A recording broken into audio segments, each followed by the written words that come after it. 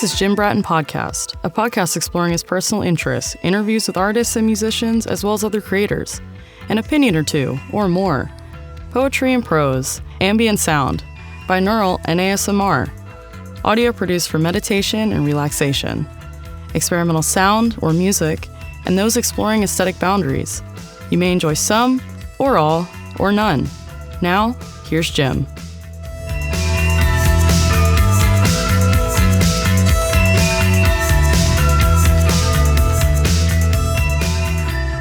This is Jim Bratton Podcast, and we're with Taylor McCreery. Thank you for joining us. And thank you all for joining us too, by the way. This is a new thing for us where we actually provide a live video of it, so let's see how it goes for you. All right. You participated in a function that was at the NHL Artists Loft called the Muse. I did.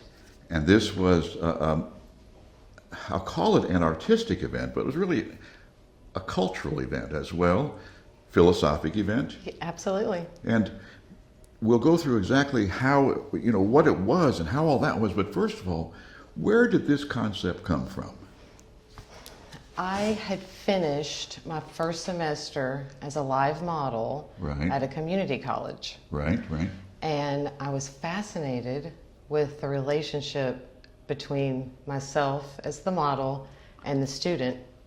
And Becky and I were talking about that. Right.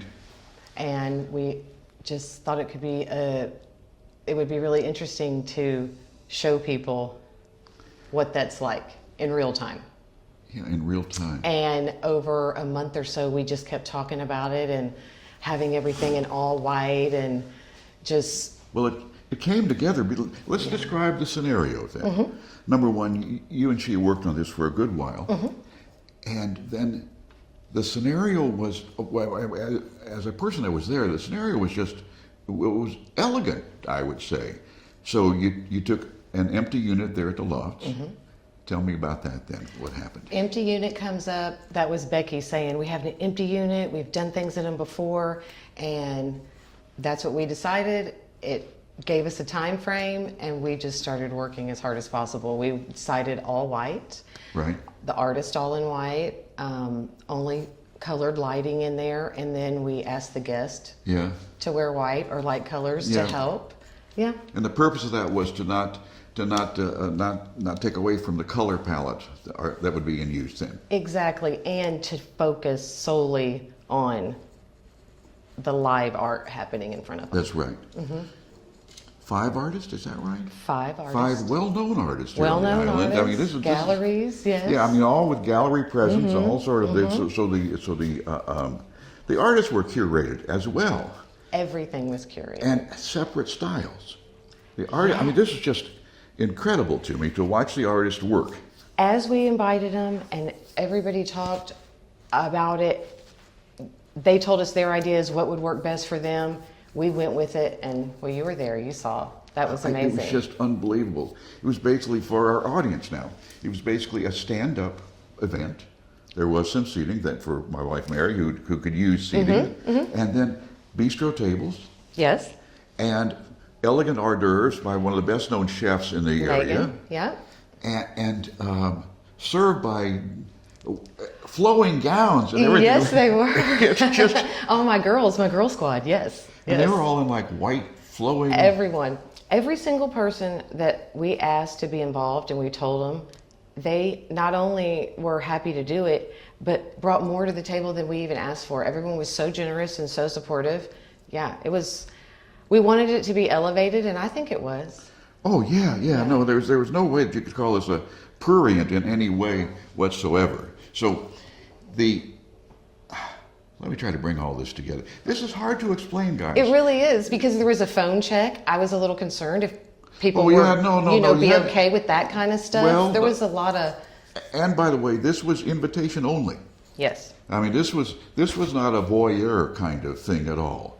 We decided that early on we would keep it really private, only ask people that would be happy to be there and would be interested, Okay, that's the event, a little bit about the event.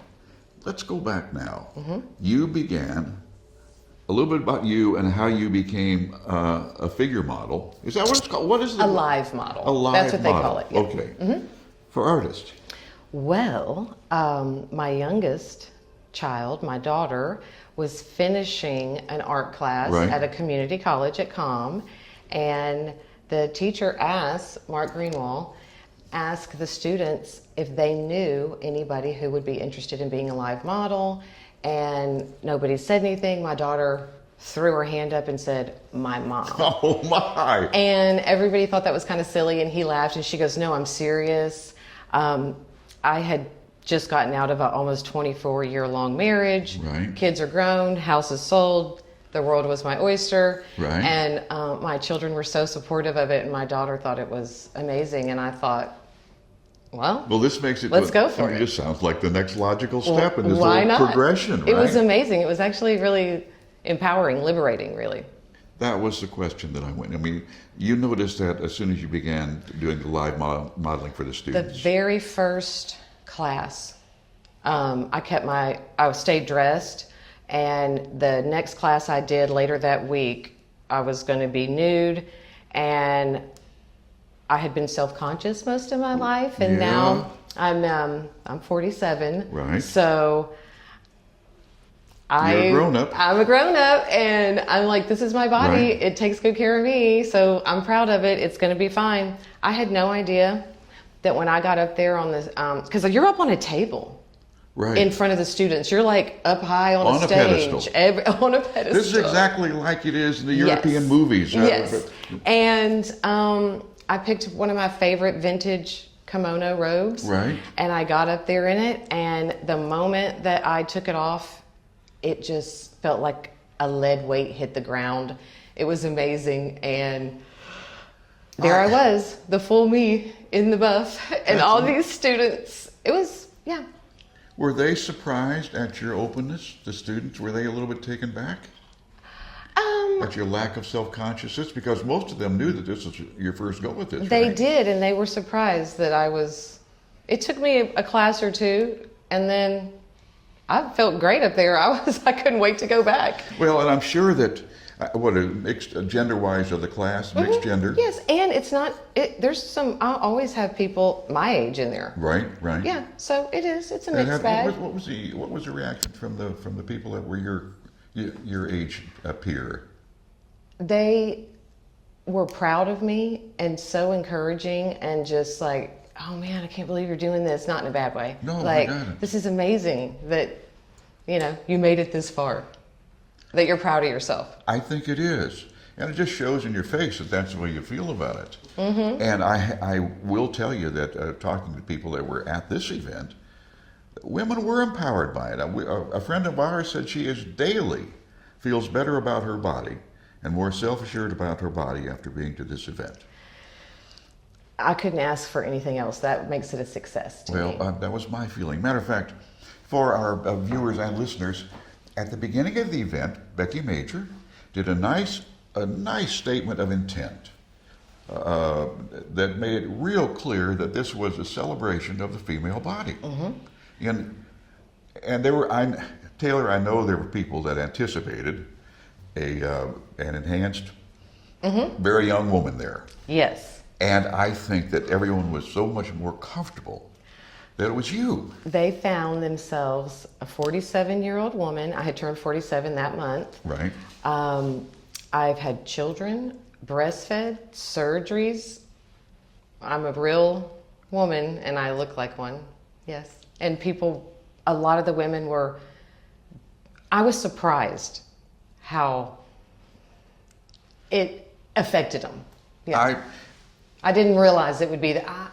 I just thought it was that impactful for me personally. You thought maybe it was just because of where you are and this was a transition and all that it impacted you in that way. Mm-hmm. But it had a universal impact. It did. It really. My nieces and my daughter are some of the beautiful people you said were passing out the food, and their support of me and how they encourage me is. I mean, it could have made me cry, really, but yeah. All that made me feel safe to do it. The event itself, every artist had their own, and you did 3 poses, right? 3 poses, 1 front pose, 1 back pose, and 1 seated. Okay. 20 minutes long, each 20 one. minutes long. Mm-hmm. I have to say, there's a certain physical endurance, it seemed, Absolutely. to do the poses, and you did not move. Mm-hmm. I do work out, so I'm fit in a lot of ways, but being a 20-minute pose, it limits me on what I can do. Right. You know, I can't have my arms above my head, like above my shoulders like that for a long time. Right. But I get invited to go to other schools and stuff, and because they're like, you just stay so still. Because you're a good model. Yeah. You know, who would have thought? Well, At 5'3". No, it's all come together great for you. Mm-hmm. Then the art was auctioned from the 5 artists, brought incredible prices. Every single one of them sold. I was so happy for all of the artists. It was amazing. You could just feel the energy in there. Just to tell you sort of the audience again, what it was like in this space. You had, 35 people there, maybe thereabouts or so, maybe more. Yeah, I think, yeah. Anyway, and 4 or 5 bistro tables. Mm-hmm. Your army of women in their white flowing gowns, serving hors d'oeuvres. Perfect lighting. Hors d'oeuvres. There were just outside the door. There was a bar. Oh yes, professionally lit and professional sound, and I might mention professional musician Taylor Lauren. Yes, she did all that. So it was for the Muse. That's when I say everyone was so generous. Yeah. It was music composed just for the event. Yeah. Now, and she evidently had taken a tumble, so she couldn't play, but she recorded the entire evening's worth of individually composed music for this event. She sure did. This was just the damnedest thing I've ever seen. It was breathtaking.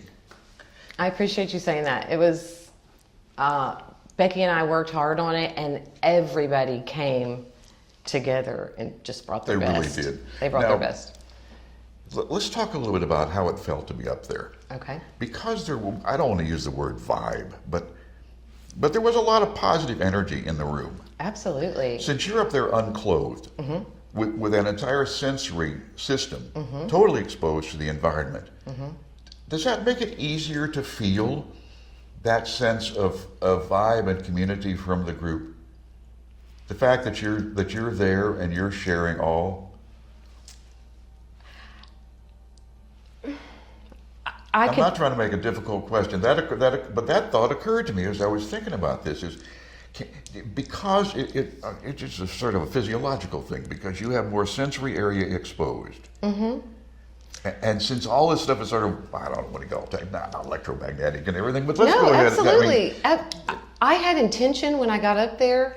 I kept telling everybody my intention was to make people uncomfortable with my level of confidence. And it is absolutely not about my physical appearance, but the mental, the strength, the confidence, the work it takes to get there. Right. That is what I hoped was projected.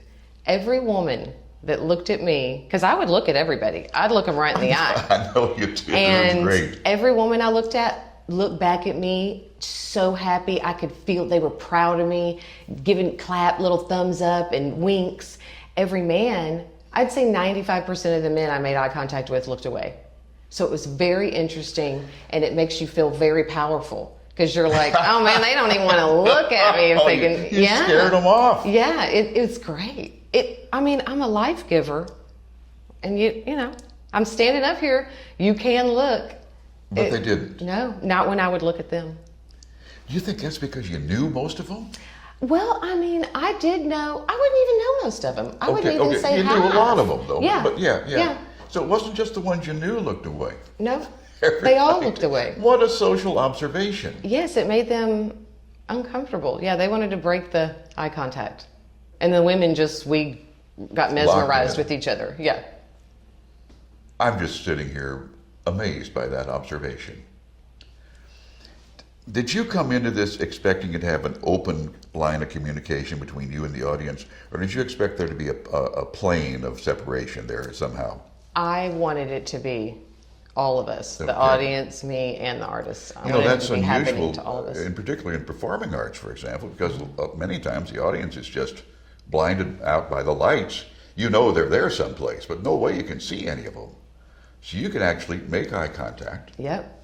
We were very close together there. Yeah, and it was interesting because everybody was standing virtually. Mm-hmm. They would rotate around the different artists and look at their various styles. Yeah, they were like in a half circle in front of us. My little, maybe 2 foot stage. I think maybe 4 by 4. And that's what also made all the art so interesting, because they all had a different angle. A different angle, different style. Yes.